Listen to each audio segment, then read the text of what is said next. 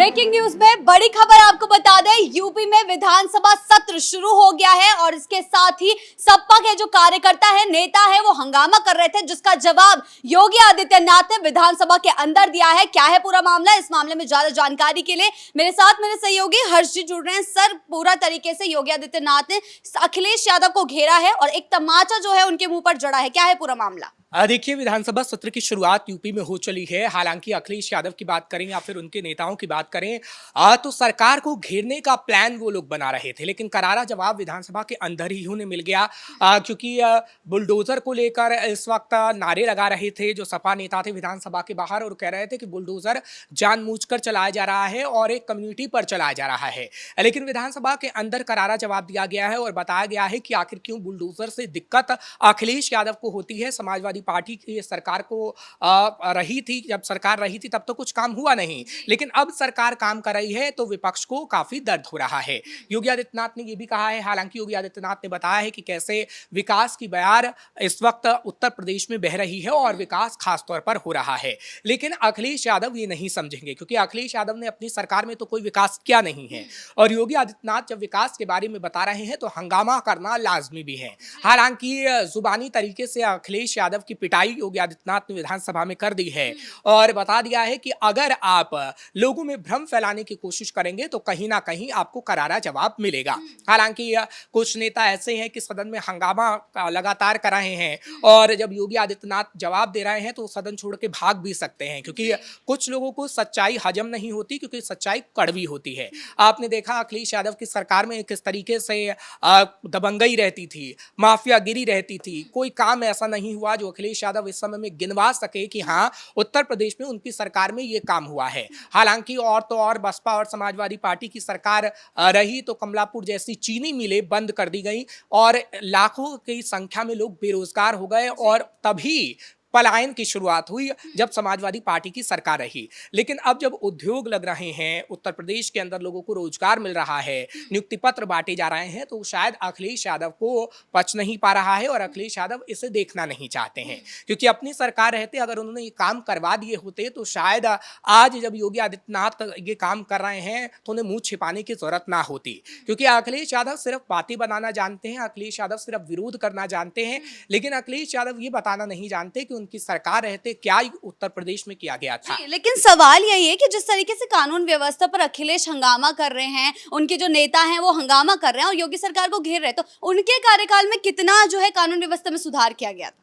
देखिए, अखिलेश यादव की सरकार में तो आपने देखा कि कितनी दबंगई रहती थी। और मुजफ्फरनगर की तो आप एग्जाम्पल को जानती हैं कि जब दंगा हो रहा था, शामली में लोगों को जलाया जा रहा था, तो सलमान खान की वो पिक्चर देख रहे थे। जी, तो ऐसे कह सकते हैं कि उन्हें ऑपरेशन लंगड़ा रास नहीं आ रहा है, वो नहीं चाहते थे कि अपराधियों का खात्मा हो? देखिए, वो चाहते ही नहीं है कि उत्तर प्रदेश में कानून व्यवस्था बेहतर तरीके से चले। क्योंकि अगर सब कुछ बेहतर चलता रहा तो योगी आदित्यनाथ की तारीफ होगी। योगी आदित्यनाथ पहले कार्यकाल में इतना काम कर चुके थे कि दूसरे कार्यकाल में भी योगी आदित्यनाथ को ही लाया गया, जनता ने उनको ही सराखों पर बिठाया और गद्दी पर बिठाया, और एक बार फिर योगी आदित्यनाथ को 2027 में जनता बिठाना चाहती है गद्दी पर, लेकिन वो अखिलेश यादव को रास नहीं आ रहा है और इसलिए अखिलेश यादव झूठ पर झूठ फैलाने की कोशिश कर रहे हो और झूठ पर झूठ बोल रहे हैं। लेकिन जनता भी जानती है कि चाहे वो बुलडोजर का काम हो या फिर माफियागिरी को खत्म करने का काम हो, वो योगी आदित्यनाथ ने ही किया है और योगी आदित्यनाथ ही लगातार बताने का प्रयास कर रहे हैं अभी विधानसभा के अंदर, क्योंकि अभी तो मानसून सत्र चल रहा है। विधानसभा के अंदर योगी आदित्यनाथ खुद जवाब दे रहे हैं और योगी आदित्यनाथ की तरफ से बताया भी गया है कि कितने करोड़ हमने खर्च किए हैं, कितने करोड़ की लागत से क्या क्या चीजें बनी हैं, पूरी लिस्ट दी जा रही है, पूरा ब्यौरा दिया जा रहा है। और जब पूरी लिस्ट दी जा रही है तो वो अखिलेश यादव को पसंद नहीं आ रहा, उनके नेताओं को पसंद नहीं आ रहा। हालांकि हमने देखा है कि आज सुबह से ही वो विधानसभा के बाहर बैठ गए थे, हाथों में तख्तियां थी और तख्तियां लेकर ये बताने की कोशिश की जा रही थी कि योगी आदित्यनाथ जो भी उत्तर प्रदेश में कर रहे हैं वो गलत कर रहे हैं।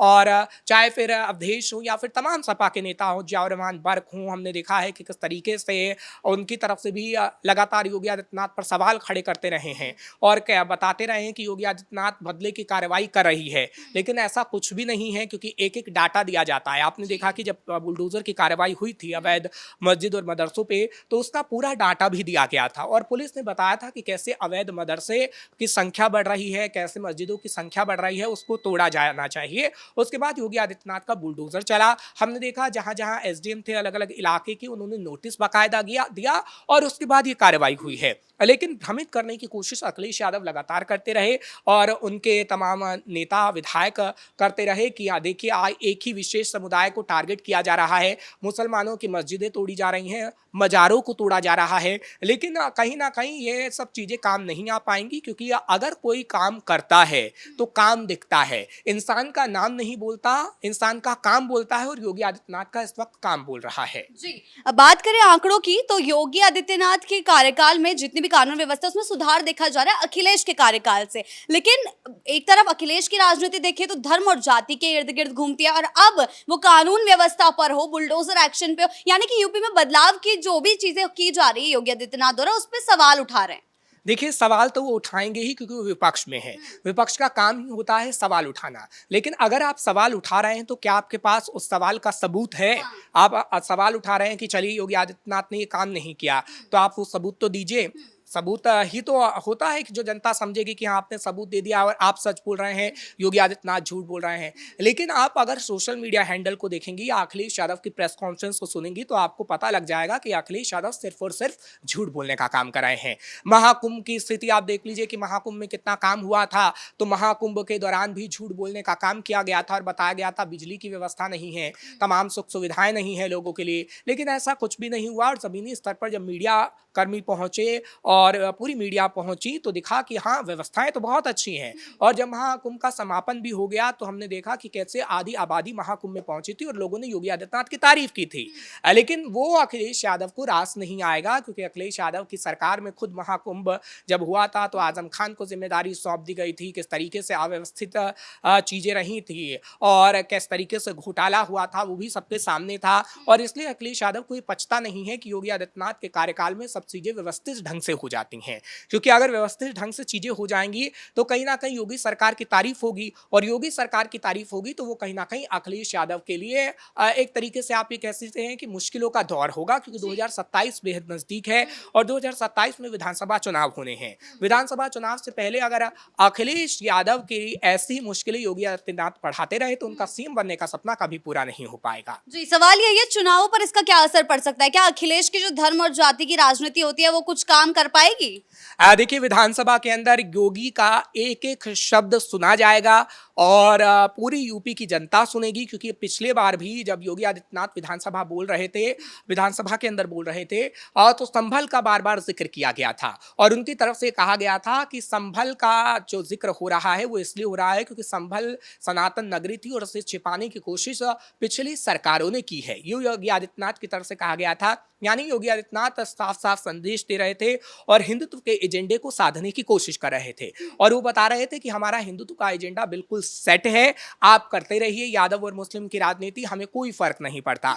और इस वक्त भी योगी आदित्यनाथ की तरफ से जो विधानसभा में बोला जा रहा है उस पर सबकी नजरें हैं क्योंकि योगी आदित्यनाथ सिर्फ और सिर्फ हिंदुत्व की बात नहीं कर रहे हैं, योगी आदित्यनाथ विकास की भी बात कर रहे हैं और बता रहे हैं कि हाँ कितना विकास हो रहा है उत्तर प्रदेश के अंदर, आगे आने वाले समय में कितना और विकास होगा। ये बातें भी योगी आदित्यनाथ की तरफ से की गई हैं और जब ऐसी बातें की जा रही हैं तो ये बिल्कुल भी अखिलेश यादव को रास नहीं आएंगी क्योंकि अभी तो ये सत्र और चलना है और इस सत्र को लेकर पूरा एजेंडा विपक्ष ने तैयार कर लिया है कि किस तरीके से मॉनसून सत्र को नहीं चलने देना है। उनकी तरफ से हंगामा की पूरी तैयारी है। अभी भी जब हम अपने दर्शकों को खबर बता रहे हैं तो विधानसभा के अंदर हंगामा हो रहा है और आगे आने वाले समय में और भी हंगामा देखने को मिल सकता है। बिहार में भी विधानसभा सत्र में जो विपक्ष है उसने ऐसे ही कुछ खेल किए थे, हंगामा करने की कोशिश की थी और अब यूपी में भी यही देखने को मिल रहा है। तो आखिर किस तरीके से ये और यूपी में विधानसभा सत्र गरमाने वाला है?